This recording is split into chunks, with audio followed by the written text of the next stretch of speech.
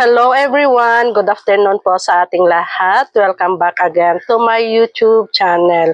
And for today's vlog, mga kapwa ko kasari, and today is June 12, 2025. Ayan, may dumating akong panindang frozen foods, mga kapwa ko kasari. Ayan, so ito lahat yon. At ito naman yung aking resibo. Bali, ang aking binayaran dito is 2,993.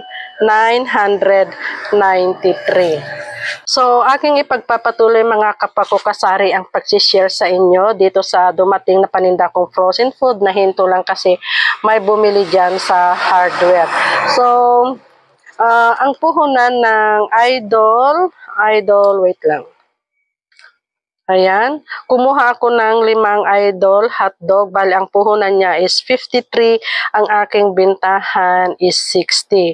5 Bingo hotdog, ang puhunan niya is 38, ang aking bintahan is 50 pesos. Holiday hotdog, kumuha lang din ako ng 5, 48. Bali, ang aking bintahan dito is 60.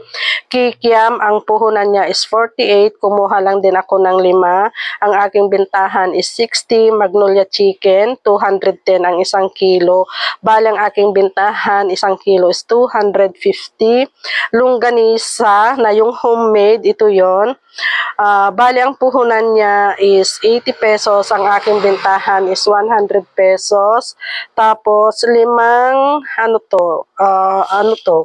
40 ang puhunan niya. So, tignan ko muna mga, yung skinless longganisa pala ito. Ayan, skinless longganisa. Ano ba to? Tama ba yun? Dito muna tayo sa bangus. Ang puhunan ng bangus 1 kilo is 190. Ang aking bintahan is 130 pesos ang 1 kilo. So, tignan ko muna kung ano yung 5 na ang puhunan niya is 40 pesos. Ano ba yun? Ito mga kapwa ko kasari, skinless longganisa.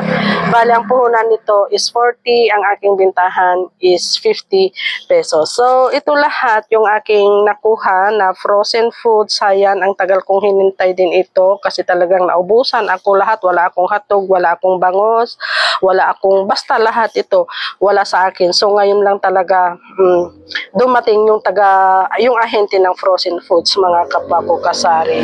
So, yan lang ang aking maisi-share sa inyo, mga kapwa ko kasari, ngayong araw ng Huwebes. So, happy selling na lang po sa ating lahat. God bless us and bye. Thank you for watching. Sharing is caring.